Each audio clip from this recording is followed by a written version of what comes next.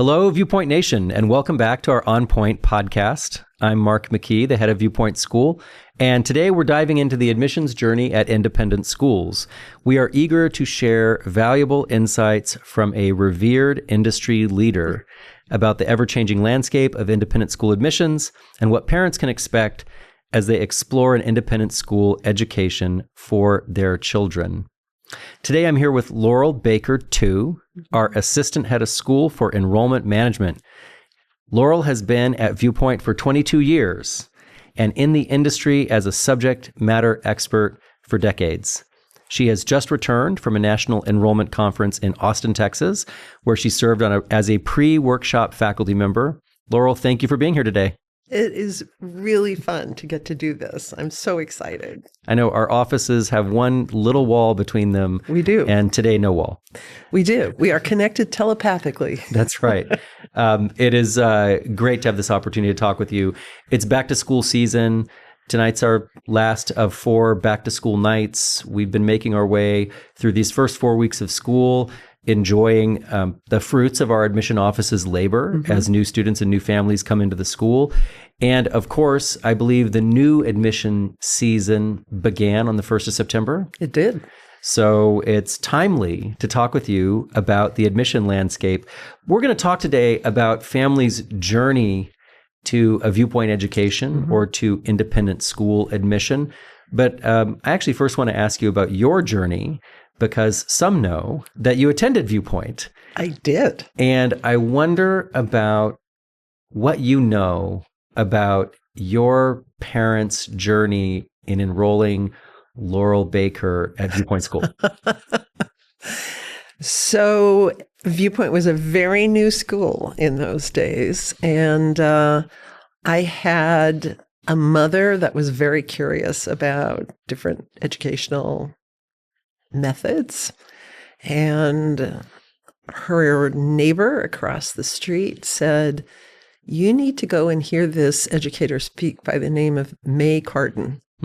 And she took my mother to a speech that Miss Carden was giving. And my mother fell in love with that. And lo and behold, a new school had just opened that was going to teach that methodology. It was in a little tiny facility in Encino on Ventura Boulevard, and it was just getting underway because it was being started by parents whose prior school had closed, and they were looking to enhance their teaching methodology. And my mom was absolutely set on it, but she had to convince, what I was told is, everybody else in the family, my father and my grandparents, and eventually my aunt and uncle. And as you know, my aunt, Sigrid Toy, ended up being a trustee and member of our foundation for 30 years or something. So I was the first of 5 that went through the school. And, you know, obviously in those days, it is very, very different than the school today. But, you know, my whole career has been spent in the field of education, and particularly in looking outward, you know, which is what working in admission enables you to do. And one of the things that, as I've just watched schools over the years of how they respond to changing times, that I think was so distinctive about Viewpoint, even going back to its earliest days, is that it always was able to respond in a future-focused, forward-facing way when something came up that required it to change for the future.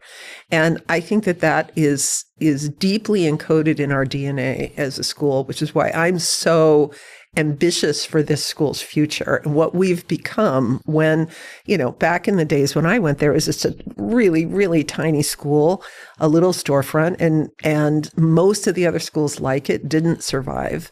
But not only did Viewpoint survive, it thrived, and it's now become a school of national, and I would say even international renown. So it's just been an amazing and joyous experience for me and everyone in the family to be along for this ride.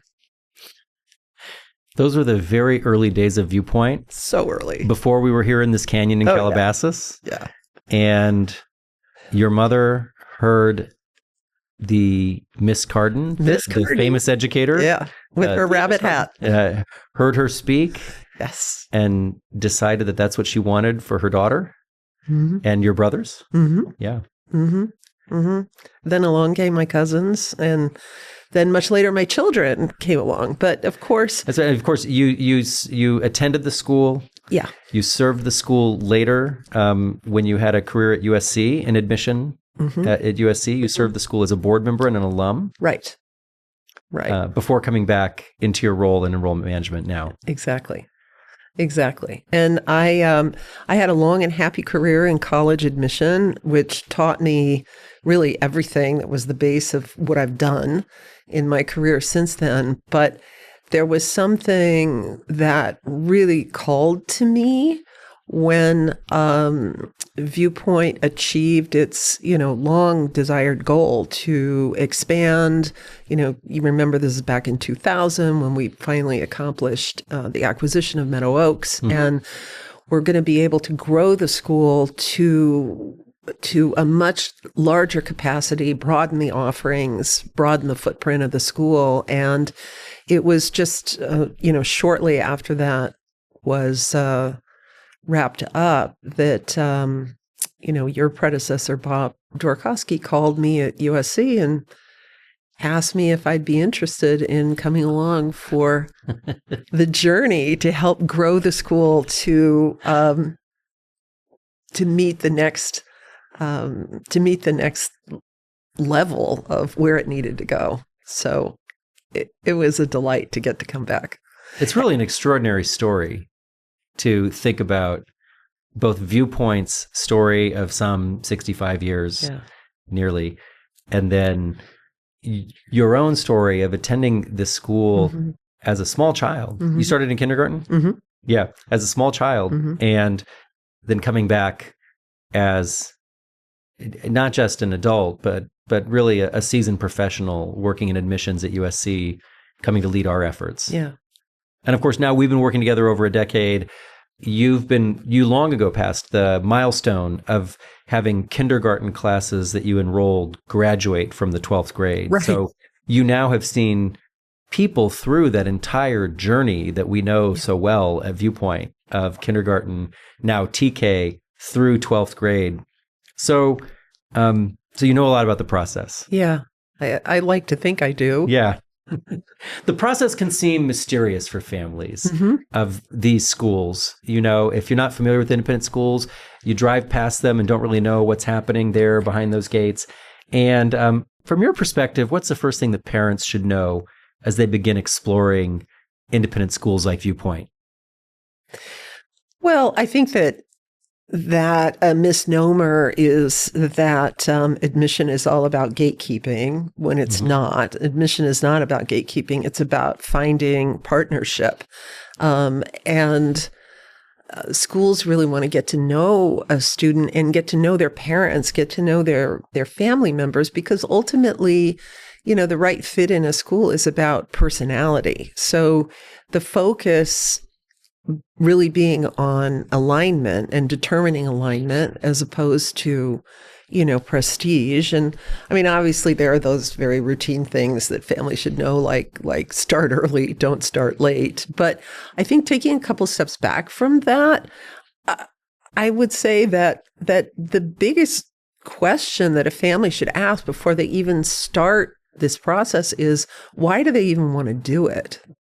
What's in it for them? Why should they even consider an independent school for their children? Because it's a significant undertaking to do this. And, I have a lot of answers to that. But for me, it has always boiled down to just one thing, which is what our schools do well, and what I think Viewpoint does particularly well, is that we teach children how to love to learn and how to love the learning process, and ultimately how to teach themselves. And our responsibility to these children, who are probably all going to live lives, they're going to be alive in the 22nd century. They're going to be more than 100 years old. Our responsibility as a school is a sacred one because we have to teach them ultimately how to teach themselves. And that's what I think schools like ours do really, really well, and why it's so much of a joy to unfold parts of that story to families that are just dipping their toe in the water for the first time. You are really in the business of unlocking human potential. I guess we are. That's really nice. Yeah. Yeah. No, you are. And so when you're meeting parents, I hear you. I agree with you. Like the ultimate question is, what do you want for your children? Mm-hmm.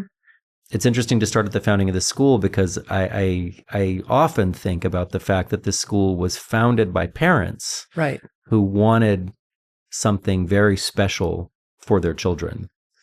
What should parents look for in a school beyond academics? So that's an interesting question because I was just looking at some data last week at the conference that showed that from the most recent surveys that have been done, that the Enrollment Management Association surveys, their thing that they do every 2 years, the Road to Independent Schools, where they survey thousands of parents applying to independent schools. And it's now up to 84% of those parents are saying that they would not ever consider a school that provides what they perceive to be a lesser quality academic product, even if it were cheaper. So the point being, academics is still up there at the top, and that's not going to change. And the whatever they define as the highest quality academics. Yeah. Yes. And to that point, back to your question of what should they look for beyond academics, is part of this process of revealing options and ideas to parents is also introducing them to the notion of how academics has changed really since they were students. Right? It has. And, it's changed since I started teaching. Exactly. And I mean, like you just look at, for example, responsive classroom, right? So you have this concept of belonging, significance, and fun, right? And the idea of fun in a classroom, is not necessarily something that all parents completely understand is part of the learning process. And yet, as we know, and that we've done so much work on here at Viewpoint with, the research of Mary Helen and Mordino Yang, that if it isn't a pleasant, enjoyable process, right? If there isn't that sense of belonging, significance, and fun for the child, then getting back to the thing I said before about our highest purpose is to teach a child how to teach themselves. Why would they want to keep doing that if they associate it with something that's unpleasant?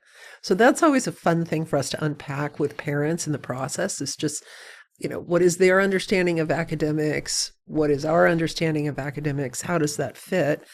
And then, of course, other things would be like, the culture of a particular community. Do students feel known? Do they feel supported? Is there a strong emphasis on character?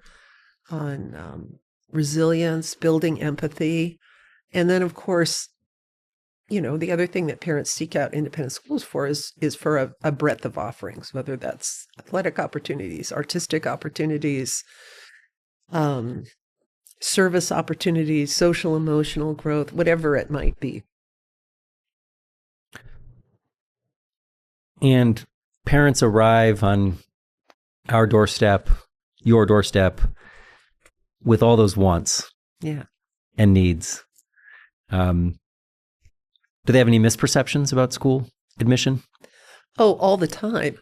I think that parents often worry that independent school admission officers are looking for, cooked and final products, right? These are children. Even if they're applying for high school, they're children.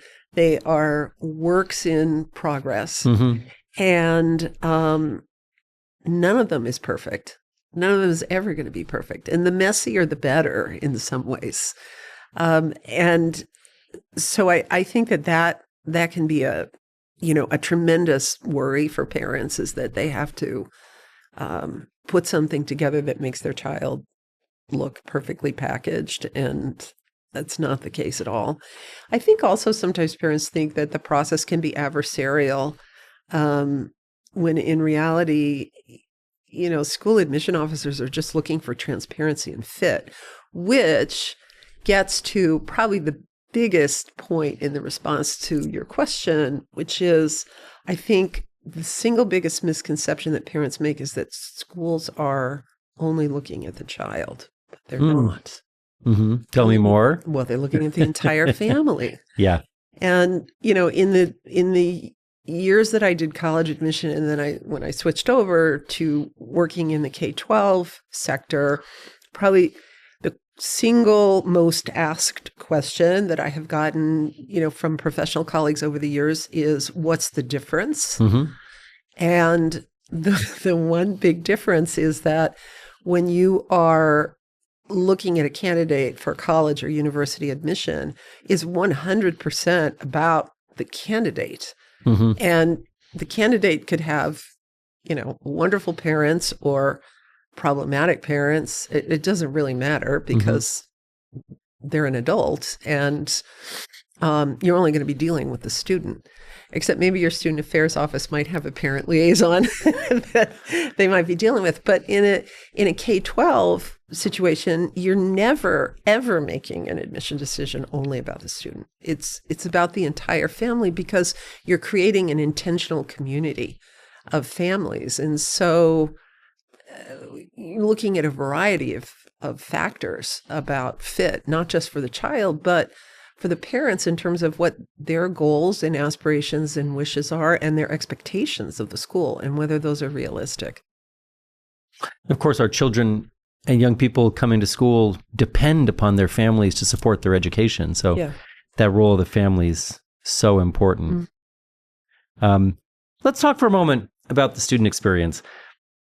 How do you advise parents to look for the right fit, not just for the school, but for the child? Mm-hmm. Well, this thing you and I have talked about so many, many, many times, about how this is just a word of mouth business. Mm-hmm. And happy families talk about schools, and they often bring other happy families. And so one of the things that I would tell parents is, obviously, your child better than anybody in the entire world. So your child's temperament, their interests, their learning style, these are all things that maybe you can't necessarily articulate them, but you know them at your core as their parent. And you can get a sense pretty quickly, because parents are smart, about where their child might thrive and where they might not thrive. Mm-hmm. And sometimes, we see parents who will come and, take their first tour or have their first look at a school without their child, so they can just get a sense of whether they think this would be a fit or not be a fit. But we often see this with middle school parents or upper school parents. They just want to have a look first before they get into the discussions with their child, because obviously the older the child, the more they're going to have to say about where they think they might want to go to school. But I think that parents who share close friendships and relationships with other parents who share similar values are often going to be directed to schools through that word of mouth network, and to listen to that. Can you think of a student or a family that found a great match in an unexpected way? Oh my gosh.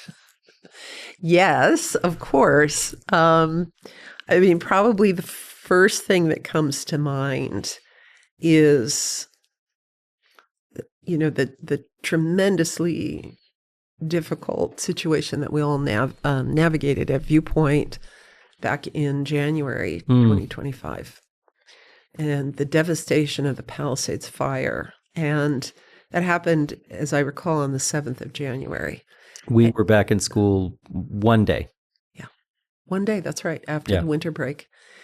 Within 48 hours, the fire wasn't even anywhere near out yet.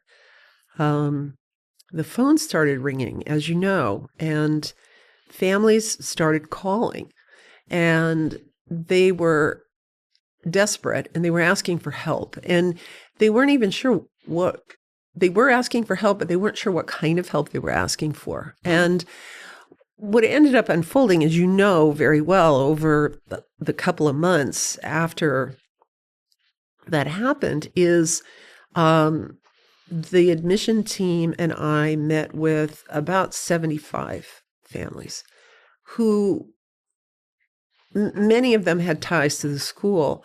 Others of them didn't have ties to the school, but what they had been hearing about was our culture of kindness, of awareness, of really embracing the students and the parents through really difficult times.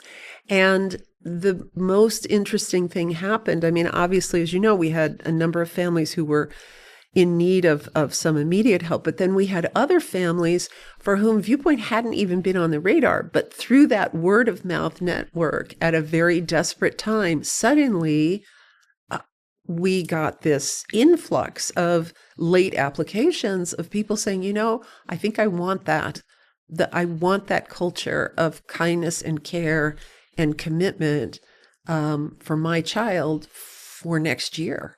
And, you know, as you know, we ended up bringing in a number of those families. And it was a very unexpected way, but I think those matches have been great for our school as these families are settling in. They found out about us in really under tragic circumstances. I know that time in Los Angeles and specifically in the Palisades and Altadena communities was such a disruption. It was really Hurricane Katrina level disruption to families' lives and where they were living. And it was I think our school communities really rallied to take care of one another and find safe harbor. Right, exactly. And to help families where they needed to be helped. So, I mean, that was a tremendous honor. It was emotionally draining. Mm-hmm. Those were interviews, family meetings like nothing any of us had ever experienced before. But we were doing the right thing to be there for families, even when they weren't even sure, as I said, what it was they were asking for. Yeah. Right. You know, and then obviously another example that comes up, which is really, really a credit to our partnership and your leadership of the school, was, you know, the unique experience that Viewpoint had a year ago to bring in a girl from a refugee settlement in Afghanistan at the very last minute when her other path to education in Canada had temporarily fallen through. And that was a heavy lift on a lot of fronts, but she enriched us by her presence, and we launched a life, and she's thriving now in Canada, and we all did that together. And I don't think I have ever been prouder of the school than to see what it did for her. That was exceptional. And it was really a convergence of relationships that you had, that I had, that the school had, of our experience with other international students so that we understood what we were doing. Right. And then, of course, that opportunity to change the course of someone's life. Right. Our vision statement says we envision a world where education changes lives. Right. And I think we can forget that our admissions professionals at the front door, that's really what you're doing, is you're opening the door to life-changing education. Right. I think that's why I have always been in some aspect of this field of work, right? Because, I mean, the reason that any of us gets into education is, right, the old adage that you get to touch the future. Mm-hmm. I think that was Krista McAuliffe that said that. That's right. And when you do admission work, you get to touch the leading edge of that future, and you get to help shape it and direct it into your school, or maybe direct it elsewhere. But you get to do something that will change someone's life for the better. And it's a great joy. It's tiring, but it is a great joy. I hope that's inspirational for families contemplating independent schools. Let's talk a bit about how that world is changing. You've just come back from this national conference.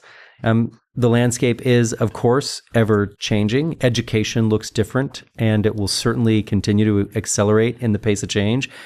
What national or regional trends are you watching closely right now?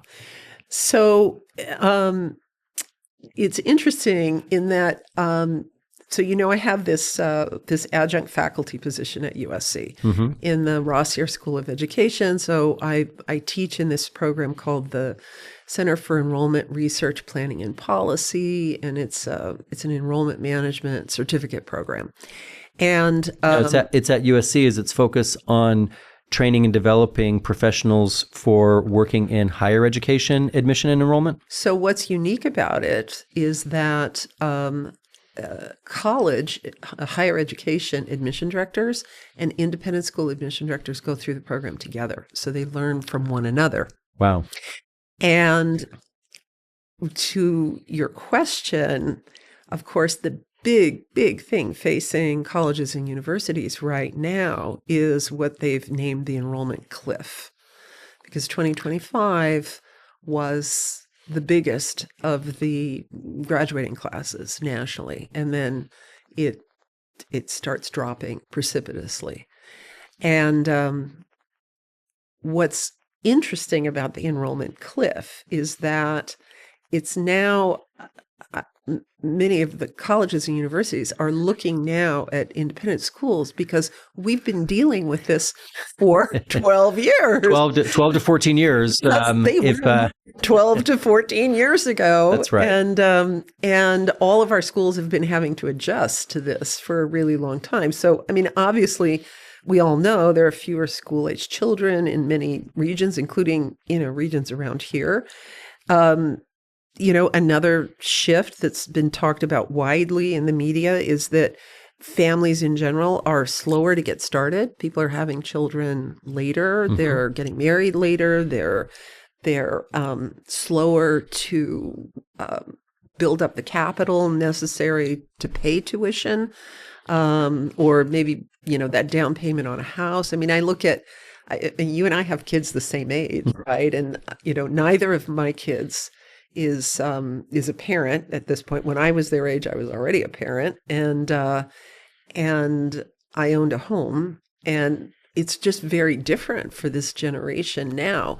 On the other hand, I think that the opportunity that we see, and I know you and Olivia in advancement see this as well, is the opportunity for really deep grandparent engagement, right? Because now, I'm not a grandparent yet, you are, but as I think about if I ever were to become a grandparent, I would do anything to further the education of my grandchildren. And I think that is a commonly held belief, and I think it's a tremendous opportunity for schools. So, the enrollment cliff, the number of school-age children, obviously the rising demand for financial aid affordability within that. And then, I would say, and I think our colleagues in the earliest grades see this a lot at Viewpoint now, and I know this has changed since you started your teaching career, is that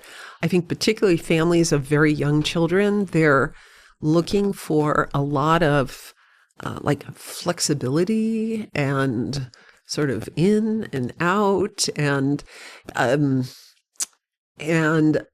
that can be really challenging in the day-to-day routine running of a classroom. And yet I'm hearing it everywhere that families of young children want to be able to go here, go there, come to school, not come to school. And I think that's a thing we're going to have to grapple with in terms of just what parent expectations are for the youngest kids.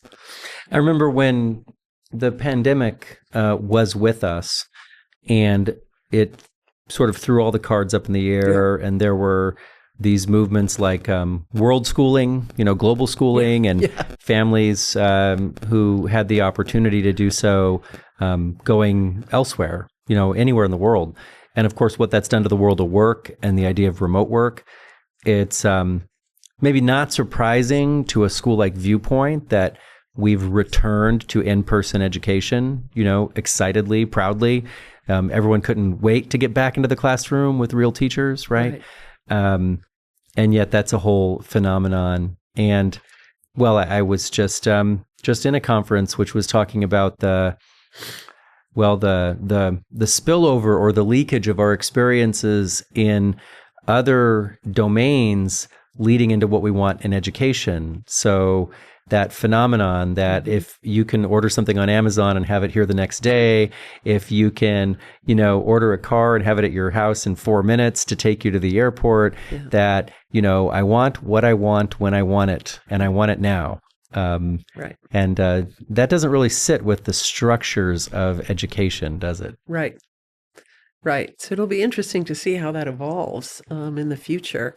And then, of course, just, all the vagaries of a global economy and what that means, shifts in immigration patterns that we've seen, shifts in the local economy, that could either be bringing families in or, by the same token, sending families away. And all of our schools are at the mercy of that to a certain extent. So how do you navigate both as an enrollment manager looking at the enrollment of a 1,200 student school, and as a professional who's working, in the words of our mission statement, with each individual Viewpoint student? You work with families one by one, and yet you also have to have a lens on the whole. So, how do you navigate all that complexity? Well, I mean, within my framework at Viewpoint, I've been very lucky to have the resources to have an amazing team. So it's not just one. We're an entire office that works one by one with each student coming in and each parent coming in, and we share the work. We're lucky to have resources like really good technology to help us shape and track things, to help us stay in close communication with families. But making sure that this school stays enrolled at 1,200 students a year is a really big undertaking, and it takes a great deal more people than just the admission operation. I mean, our job is really to shepherd people through the process and set the table, but the decision maker for families is what they see when they're within. So it's the faculty, it's the key administrators, the division heads. It's everything that a family sees when they come here to tour, when they come here for an event. And everyone is considered part of the admission process. We wouldn't be successful if everyone at Viewpoint didn't clearly understand that we're all in this business together. And I think that there is a deep understanding of that here at the school. I think that that's something that has changed a great deal in the decade that you've been here. But it's also changed, I think, nationally as well, because I think, and you might agree with me, that admission offices often used to just kind of be functioning way out there on the side and sort of did their own thing and nobody really knew what they were doing. And and then just the new students got delivered, and that was that. But really, what we're seeing now are models, and I would include Viewpoint amongst the most successful models of schools that deeply understand that families don't make decisions to come to our school because they like the admission officer.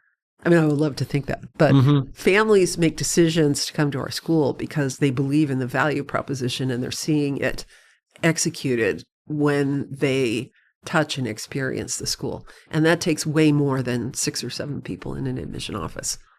What outcomes are most important to parents today? Well, I would say, obviously, if you look at the data nationally, college outcomes are still really, really important. I mean, you can't get around K to that. 12 school. Does that come up with the kindergarten applicant parents? It does. It does. They want to ask, what are the odds that their child will get into college X if they come early? So that does come up. But and you mentioned other outcomes when we opened, talking about a lifelong love of learning, of the ability to learn throughout your lifespan. How much does that come up with parents as they're applying children to the school? Some parents come in and they're able to articulate it pretty well. Other parents come in and this is always something that we talk to them about. And then you can see, it's always really fun to have those conversations because then you can see that it's starting to click in their heads. And when we bring it around to talk about, the emphasis on student well-being and that, you can't learn if you're not feeling happy, safe, seen, noticed, cared for. And that the purpose of technology is it's not to be shied away from and it's not to take over everything, but it's to reshape an experience kind of in the way that, one of your and my favorite authors, Joseph Fayun, has talked about in Robot Proof with this idea of cultivating mindsets in these children for the future that can't be easily replicated elsewhere. These, what does he call it? Humanics, right? The notion of creativity and cultural agility and empathy and ethics, these uniquely human capacities that, again, schools like ours can suss out of students and help them develop. When we talk about those things to parents in the admission process, they love it. And we often get into some really deep and spirited engagement and conversations with them as a result of it. I was going to ask you the obligatory question about AI, it being 2025, and I think you just answered it. Yeah. That, how is AI changing your world in admission and enrollment or our world in education? Right. I think I just did. Yes. It's making the human all the more important. What role did demographics and financial aid play in enrollment management in 2025? Well, financial aid is essential for sustainability and inclusivity. I think that families today expect really clear communications about affordability or non-affordability. That's a very big one. But what I think this all gets down to is just the critical importance of the need for schools to build meaningfully large endowments, because discounting tuition is always going to be necessary for schools to accomplish whatever goals they set out as most important to them to accomplish. But the discounting of tuition can't happen exclusively through pulling money from the operating budget. And so looking deeply into how schools can build large endowments for the future so that they can have the power to spread their educational offerings and messaging further. If I had $100 million, I would want it to all go into an endowment for Viewpoint School, because that is something that could secure a future for Viewpoint that would permit it would permit us to have a lot more freedom than many schools do now in terms of how we deploy financial aid dollars.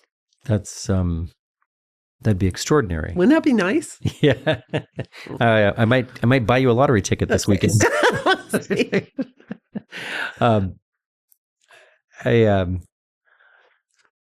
I wonder what sets independent schools apart today? What makes us worth that value proposition? Well,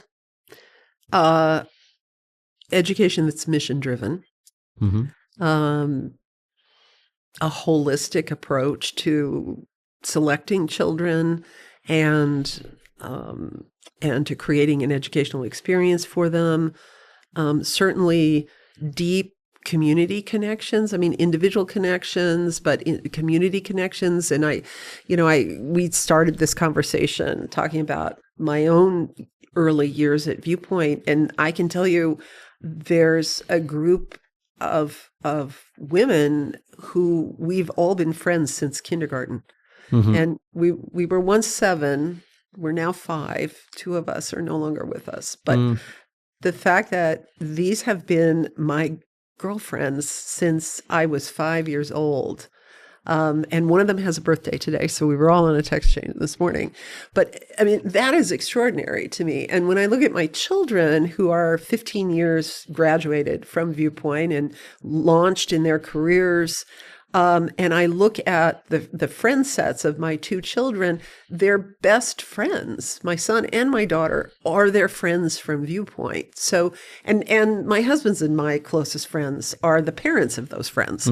So those deep connections that remain long after graduation, and then I think, again, what sets independent schools apart, if they do it really well, is recognizing and honoring the fact that these children in our schools, as I said earlier, are going to potentially live chronologically long lives. And we have a tremendous responsibility to give them an education that is fundamentally different than any kind of education that came before.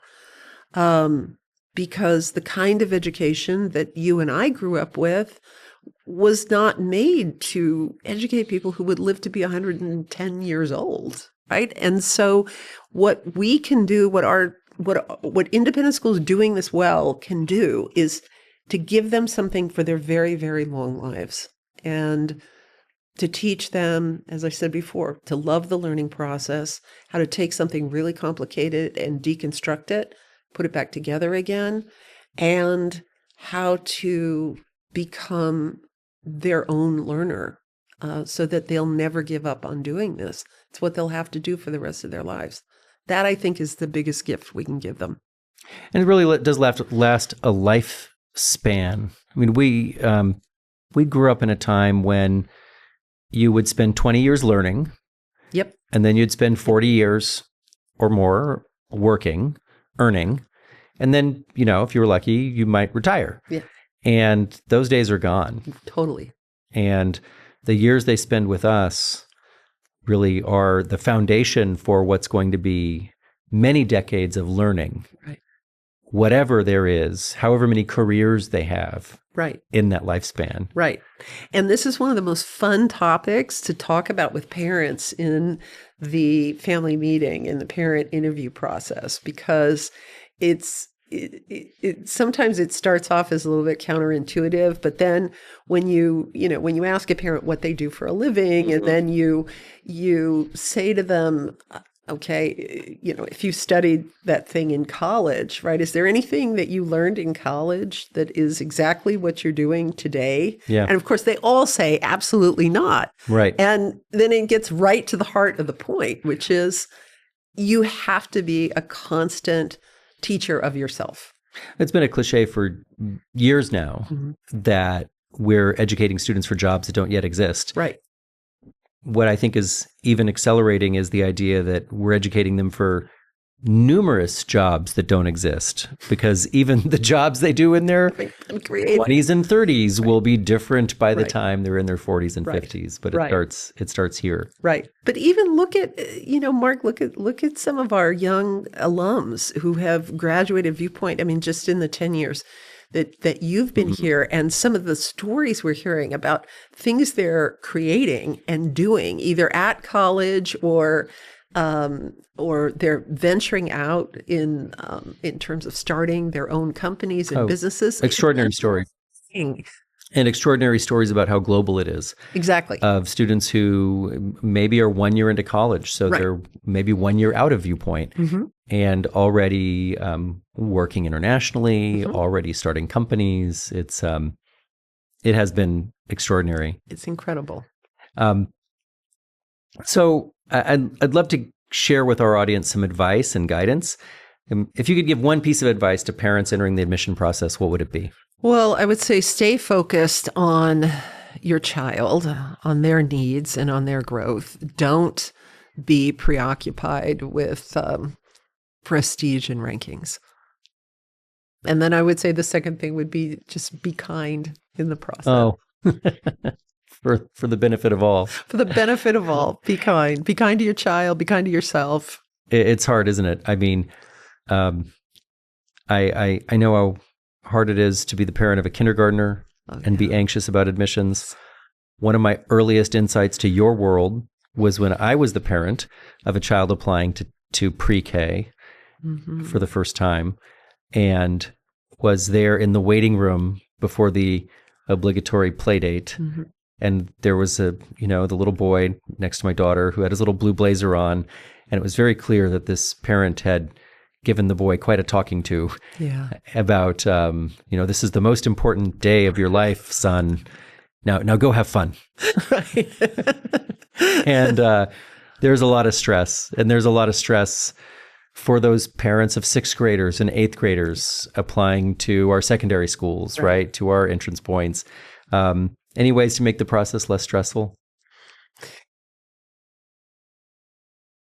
Well, I think that the process is inherently stressful. I'm just going to come right out and say that. If there were a different way to do this, I would love to do it. But I mean, certainly, I think a family talking openly with one another, talking honestly about their impressions, treating the process as a chance to reflect on your hopes and dreams and goals as a family, listening to your child, pacing yourselves.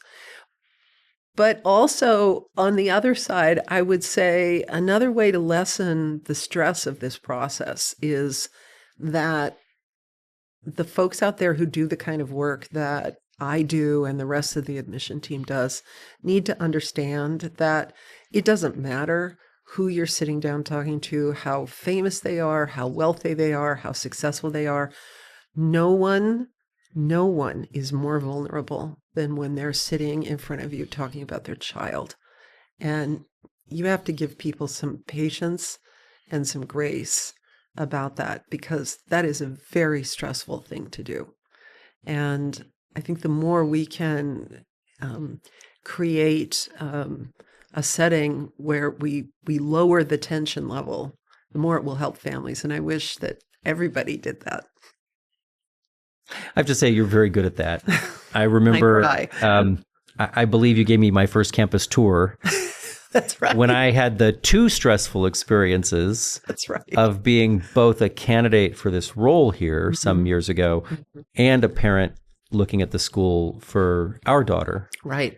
And I will actually never forget the way that you managed that tour and that introduction with that same empathy and grace. Thank you. And I know what you do for our families, because you invite children to bring in something that is meaningful and special to them. Absolutely. And I bet you get great stories and outcomes.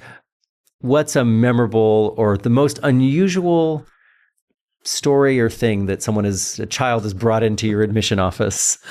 Well, if we had another hour on this podcast, I could go down a whole list. But two children who we saw recently, both little ones, this past year, that were just a delight, not just in their admission interview, but to everybody that was waiting that day. There was a 4-year-old who knew how to play the accordion, not necessarily well, but loudly. She brought her accordion to our admission office. So that was, and she had a lot of spunk, and she was not afraid to show how she could play the accordion. And then she was successful because I've seen her on a Viewpoint stage. That's exactly right. And then there was another little girl who, a little bit older, who had trained a bird since the bird had hatched. And she brought this bird in on her shoulder, and it was a talking bird. And so this is not a hawk. It was, I don't know what it was. It was a small bird. It was a small bird. It was a small bird, but the bird, she could ask the bird questions, the bird would respond, and then she could give the bird direction. Okay. And it would do certain things. And that was incredible. And then, of course, I'll just mention one other thing. This goes back a number of years, actually, to Jamie Hood. Yes, of course. Jamie Hood, one of our wonderful graduates. Student body president, now working in Washington, D.C. And Jamie was in the first class of kindergartners that I saw all the way through to his graduation. And Jamie's mother, as you may remember, is an entertainer of some renown, and took over Lamb Chop after her mother, Sherry Lewis, died. And that was a parent interview where Lamb Chop was speaking to me. Yes. That's maybe one of the most unusual parent interviews I've ever done. And did Lamb Chop persuade you to admit Jamie? Lamb Chop may have had a very strong advocacy that she presented for Jamie. I hope that Jamie is out there listening, and such a great deal of information for us to process. Before we wrap, Laurel, any final words of wisdom for our listeners? I would say going through this whole crazy process of trying to find a school is the most important thing is to find the place where you think that your child is going to be taught to love to learn, right? Because that's their future and they're our future.